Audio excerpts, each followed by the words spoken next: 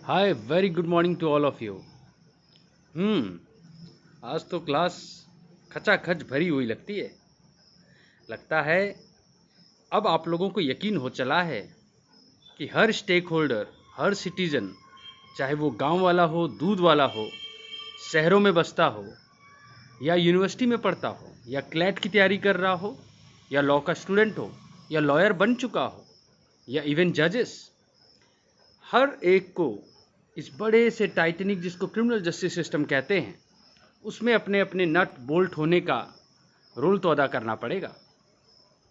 जैसा कि हिम्मत सुखदेव वाली जजमेंट में जस्टिस बेदी ने कहा था कि क्रिमिनल जस्टिस सिस्टम में कन्विक्शन सिक्योर करना केवल लीगल एक्यूमेन का काम नहीं है, केवल लॉ की नॉलेज से काम नहीं चलेगा। कुछ amount of wisdom, six sense, good luck जैसे इम्पॉन्डरेबल चीज़ों का भी रोल है। वलसमा पॉल में ऑनरेबल सुप्रीम कोर्ट ने जजेस से एक्सपेक्ट किया था कि वो एक इनसाइक्लोपीडिया की तरह, jack of all trade master of none तो मैं नहीं कहूँगा, लेकिन हाँ, लॉ के वॉज, इज और विल, यानी what ought to be, what is the law and what was, ताकि कौन सा ऐसा मिसचीफ रूल था, ऐसी क्या बुराई सोसाइटी में प्रिवेल कर रही थी कि ये लॉ लेके आना पड़ा। क्योंकि रस्को पाउंड जी तो कहते ही हैं भाई, minimum friction maximum happiness. Law तो एक इंजीनियरिंग है।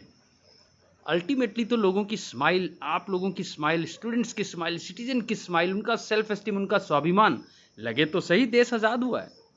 और इसी पहल में आर्टिकल 39A को आर्टिकल 19, आर्टिकल 21, आर्टिकल 14 के साथ पढ़ा गया। आर्टिकल 51A कैपिटल ए का H और J भी आपसे एक्सपेक्ट करता है कि साइंटिफिक टेम्परामेंट डेवलप करें, और लॉ एक प्योर साइंस है, और mother of all law grand norm constitution भी एक सोशल साइंस है।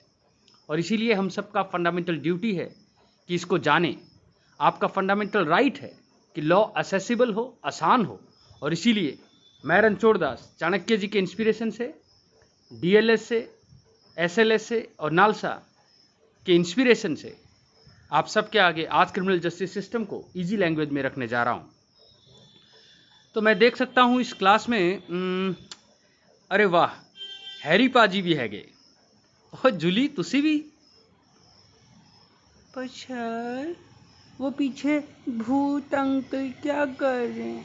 अरे अरे अरे जूली, वो भूत अंकल सेक्शन 158 एविडेंस एक्ट है। एविडेंस यानी एविडेयर, show me the things clearly. और dying declaration section 32 subsection 1 evidence act 1872 का तो कोई काट ही नहीं है, ऐसा लोग कहते हैं। पर मैं आज आपको जेठमलानी साहब बना देता हूँ। अरे यार, अगर आप जज साहब के आगे एक मेलोड्रामा क्रिएट करो कि अगर ये डिसीज्ड जिंदा होता और मैं ये क्वेश्चन पूछता और वो टूट जाता, अनइम्पीचेबल क्वेश्चन होता, ब्रह्मास्त्र होता, तो फिर मरने के बावजूद 32 का डाइंग डिक्लेरेशन का काट अवेलेबल है 158 में। कितना इंटरेस्टिंग है ना लॉ। अरे एडवोकेट इरेलीवेंट क्वेश्चंस नहीं पूछ सकते, they can't put the cart before the horse. ये बात सेक्शन 149 150 एविडेंस एक्ट में लिखी हुई है। नहीं तो बार काउंसिल में शिकायत की जा सकती है या ऑनरेबल हाई कोर्ट में। लेकिन एक जज पूछ सकता है section 165 evidence act read with section 311। मगर मगर मगर भाई हैरी पाजी, little knowledge is dangerous thing, but then who is out of danger.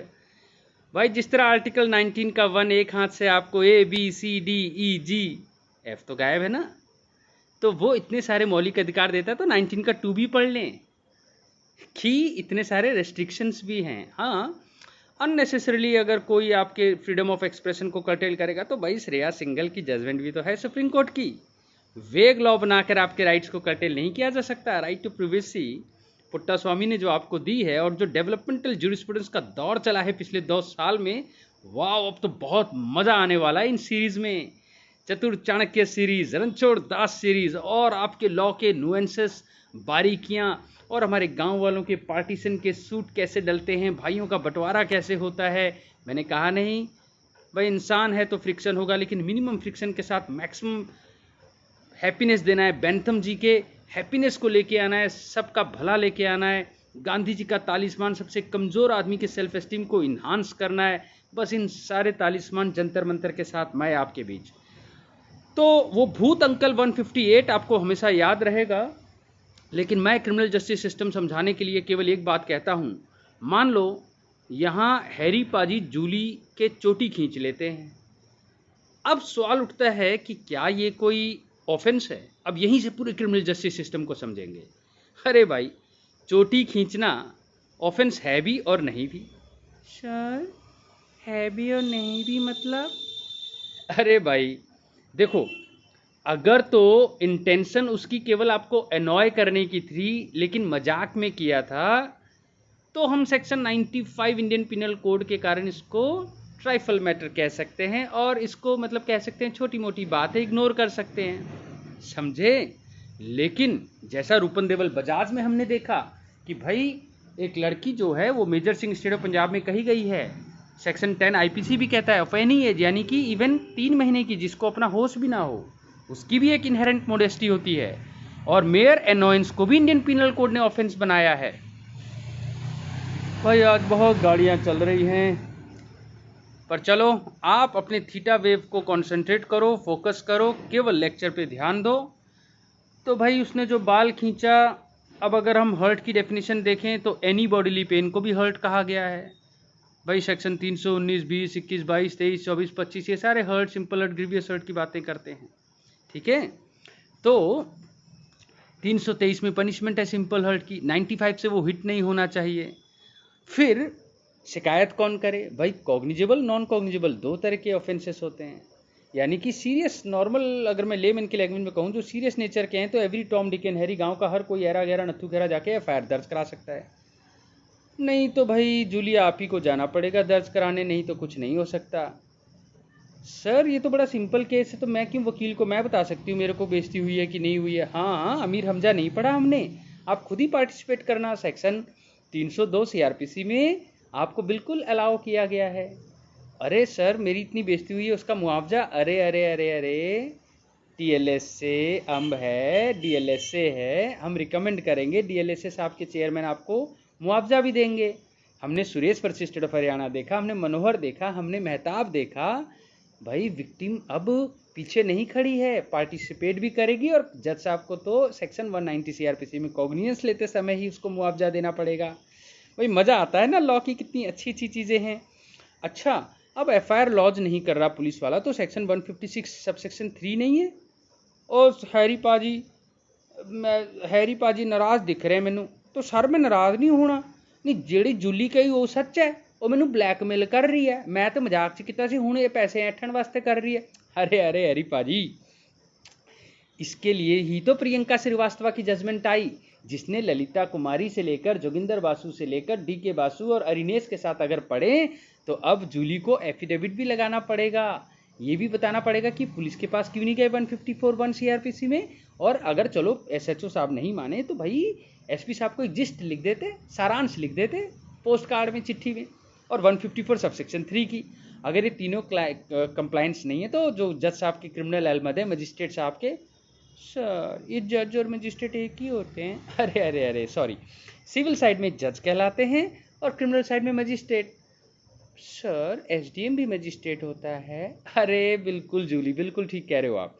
देखो लॉ एंड ऑर्डर मेंटेन करने का काम कॉन्स्टिट्यूशन के 7 शेड्यूल में स्टेट लिस्ट में है, और स्टेट लिस्ट में सीएम करते हैं। जो हेड ऑफ द एग्जीक्यूटिव वो प्रेसिडेंट होता है, लेकिन वो एडवाइस किसकी लेता है? भाई कैबिनेट की। कैबिनेट का हेड कौन होता है? प्राइम मिनिस्टर सेंटर में, और स्टेट में सीएम। और सीएम तो हर जगह हो नहीं सकते, पीएम हर जगह हो नहीं सकते, तो डिस्ट्रिक्ट वाइज हमने देश को डिवाइड किया, वहाँ डीएम, और उससे नीचे भाई सब डिवीज़न होता है तो एसडीएम। वाह। और 167(2)A सीआरपीसी में आपको मालूम है, जब सारे ही जजेस किसी कॉन्फ्रेंस में चले जाते हैं, आई मीन मैजिस्ट्रेट्स यानी जुडिशियल मैजिस्ट्रेट्स, तो 7 दिन तक का जुडिशियल रिमांड जो है वो एग्जीक्यूटिव मजिस्ट्रेट भी दे सकता है। अरे अब देखो देखो देखो हैरी पाजी कितने खुश हो रहे हैं, क्योंकि इसी तरह के तो क्वेश्चन भी आते हैं ना एग्जाम्स में। अच्छा अब जल्दी जल्दी सुनो, क्योंकि हम लंबा ऑडियो नहीं करने जा रहे हैं। तो अब एफआईआर लॉज हो गया, नहीं हुआ तो 156 सबसेक्शन 3 सीआरपीसी की एप्लीकेशन आ गई, प्रियंका श्रीवास्तव की गाइडलाइन फॉलो हो गई। लेकिन हर कॉग्निजेबल में एफआईआर दर्ज करने की जरूरत नहीं होती। ललिता कुमारी जो है भाई 5 एक्सेप्शन क्रिएट किए, मैट्रिमोनियल है, करप्शन है, और वो जितेंद्र का केस याद है ना, गड़े मुर्दे उखाड़ के कभी भी आप केस चला दो, जैसे मीटू मूवमेंट में हुआ था।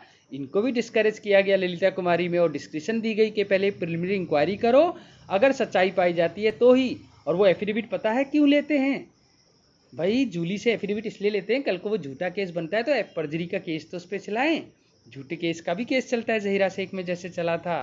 अरे विटनेस को प्रोटेक्शन के लिए महेंद्र चावला दे दिया, तहसीन पूनावाला दे दिया, पर पुलिस को वार्निंग देने के लिए, आईओ को वार्निंग देने के लिए किसनी भाई आ गया?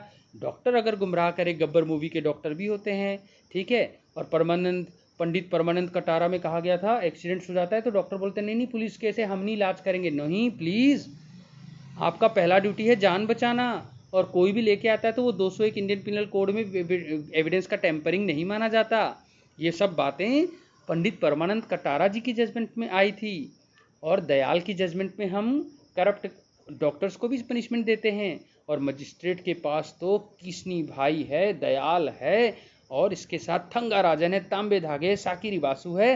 भाई इनहेरेंट पावर 482 सीआरपीसी ना हुई तो क्या हुआ, इम्प्लाइड पावर तो है भाई। चकले के साथ बेलना तो मैंने पिछले ही इस ऑडियो में बता दिया था। अब एफआईआर भी लॉन्च हो गई, तहकीकात होगा, एविडेंस कलेक्ट किया जाएगा। इसका पादा सिजॉक का एक्रोनिम फार्मूला है, जो मैं डिटेल में जब सीआरपीसी पढ़ाऊंगा तब बताऊंगा। भाई उसमें दो ही बातें हो सकती हैं, 169 या 170, यानी प्लस या माइनस। भाई केस नहीं बनता तो 169 में पुलिस ही छोड़ सकती है, बनता है तो 170 में भैया वो पूरी तहकीकात कंप्लीट करके 173 में चलान पेश कर दी। कि चलान? हाँ हाँ, अरे वो जो पूरा काम का पूरा एक डायरी तैयार होगा ना, एक फाइल तैयार होगी ना, तो वो चलान कहलाता है, चार्जशीट कहलाता है। अब वो 3 तरह के हो सकते हैं भाई। एक्यूज का पता ही नहीं चला तो अनट्रेस रिपोर्ट हो सकता है भाई, एक्यूज ही मर गया क्लोजर रिपोर्ट बन सकता है, या केस बनता है तो चार्जशीट, अगर केस ही नहीं बनता तो कैंसिलेशन, ठीक है। और चलान अगर आता है तो मजिस्ट्रेट साहब जो हैं कॉग्नियंस ले सकते हैं। अगर पुलिस नहीं भी बनाती कि केस नहीं बनता तो मजिस्ट्रेट माउथ पीस नहीं है, मजिस्ट्रेट के पास 190 में इंडिपेंडेंट पावर है, वो 173(8) में या तो फर्दर इन्वेस्टिगेशन करवा दे जैसा लोग मांगते हैं। लेकिन हमारे गांव वाले बहकावे में आकर बोलते हैं सीबीआई को मैटर कर दो, मजिस्ट्रेट भी री इन्वेस्टिगेशन कर देते हैं, सीबीआई को देते हैं, एसआईटी को देते हैं। नहीं नहीं नहीं नहीं, रिस्पॉन्सिबिलिटीज पावर्स एक साथ चलती हैं, और इसीलिए मैं बताना चाहता हूं केवल 173 सबसेक्शन 8 में फर्दर इन्वेस्टिगेशन तो मजिस्ट्रेट करवा सकता है। और विनू भाई में तो ये कहा गया अभी रिसेंटली कि पोस्ट कॉग्निजेंस स्टेज में भी करवा सकता है, लेकिन री इन्वेस्टिगेशन नहीं करवा सकता। हाँ, आईओ को रिकमेंड करवा सकता है, इन्वेस्टिगेशन को मॉनिटर भी कर सकता है, लेकिन एसआईटी या सीबीआई को तो केवल ऑनरेबल हाई कोर्ट करती है। हाँ, अगर एफआईआर बिल्कुल ही जीरो है, आपको लगता है मिसयूज है, तो क्वेश्चन के लिए 482 सीआरपीसी में ज्ञान सिंह और कई गाइडलाइंस है भजन लाल की, उसके तहत आप जा सकते हो। पर मजिस्ट्रेट ऐसा नहीं कर सकता। मजिस्ट्रेट तो या तो कॉग्निजेंस लेगा या नहीं लेगा, और अगर नहीं लेगा तो यूपीएससी पपैया के बेसिस पर पहले इन्फॉर्मेंट को जो है मौका देगा सुनवाई का, वो आके फर्दर इन्वेस्टिगेशन के लिए बोल सकते हैं। कंटिन्यूइंग मैंडेमस की तरह एक पावर होती है कि आप एटलीस्ट सुपरवाइज करो आईओ को, वो भी हो सकता है। आईओ को भी चेंज किया जा सकता है। और अगर कोई फौजी है तो 475 सीआरपीसी भी पता होना चाहिए। आर्मी एक्ट में भी सेक्शन 69 है।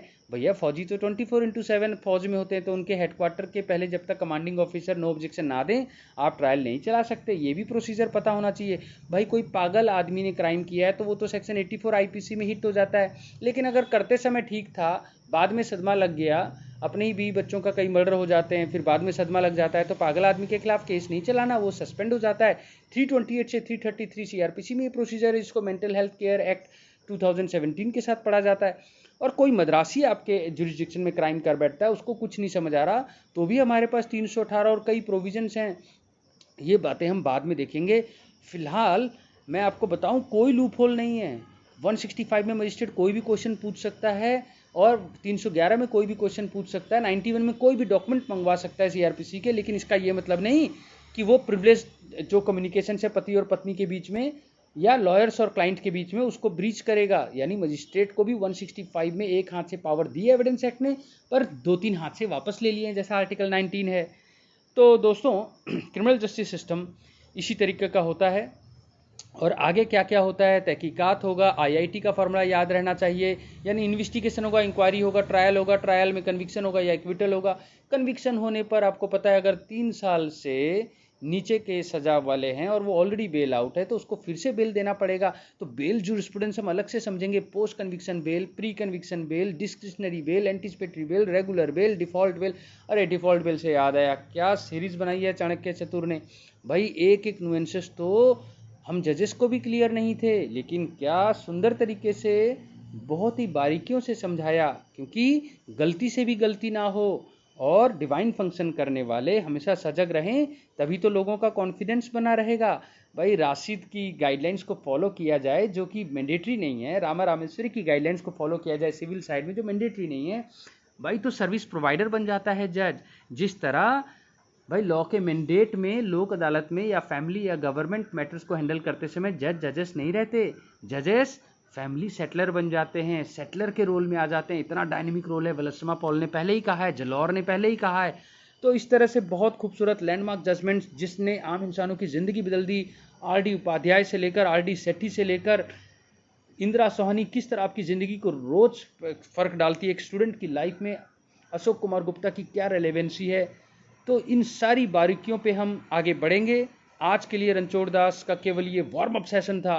तैयार हो जाइए नेक्स्ट वीडियो ऑडियो में फिर से क्रिमिनल जस्टिस सिस्टम को समझने में, फिर सिविल जस्टिस सिस्टम को समझने में। Adversarial system of criminal jurisprudence को शिफ्ट मिला इंक्विजिटोरियल का बालीमत कमेटी द्वारा, लेकिन अभी रिकमेंड नहीं हुआ। कॉन्स्टिट्यूशन में रिफॉर्म्स की बात आई वेंकटाचलैया, लेकिन अभी रिफॉर्म नहीं हुआ। लेकिन मारिया एस्कुरिया फर्नांडीज में सिविल जजेस को कहा गया आप म्यूट स्पेक्टेटर ना बने और सत्यमेव जयते के लिए काम करें, इंक्विजिटोरियल शिफ्ट दिया गया। ये क्या चीज़ है, what when where adverse position के क्वेश्चन फ्रेम किए गए, ये क्या चीज़ है। एडवर्स पोजीशन, पार्टीशन, पोजीशन, जो रोज की लड़ाइयाँ हैं, demarcation, boundary disputes, family disputes, domestic violence act और लड़कियों को प्रोटेक्शन ऑर्डर कृष्ण भगवान की तरह द्रौपदी की संरक्षा के लिए जिस तरह डोमेस्टिक वायलेंस एक्ट में हर पावर्स हैं, तो मर्द हेल्पलेस फील ना करें उनके लिए सेक्शन 25 हिंदू मैरिज एक्ट है। और जनरल न्यूट्रल जब इसको हरसोरा वर्से हरसोरा ने बनाया डोमेस्टिक वायलेंस एक्ट को, तो वो क्या था, इंडिपेंडेंट थॉट में रीड डाउन की डॉक्ट्रिन क्या थी, जिसमें कि चाइल्ड मैरिज को बैन नहीं किया गया, लेकिन 15 से 18 की लड़कियों का अगर ज़बरदस्ती या विद कंसेंट भी अगर उनसे फिजिकल इंटरकोर्स किया जाता है शादी के बहाने, क्योंकि इंडिया चाइल्ड मैरिज में नंबर 1 है, तो आज उसको रेप की श्रेणी में डाला गया है। और इस तरह रीड डाउन किया गया सेक्शन 375 को और 5th क्लॉज को। ये बेहतरीन बातें इंडिपेंडेंट थॉट ऑफ इंडिया में क्या कही गई दोस्तों। ये लैंडमार्क जजमेंट्स आपकी ज़िंदगी, एक आम इंसान की ज़िंदगी में बहुत बदलाव ला सकते हैं। तो प्लीज़ इंतज़ार कीजिए नए सीरीज़ का, सब्सक्राइब कीजिए। मैं आपको इनवाइट करता हूँ, ये चतुर चाणक्य सीरीज़ आपकी है।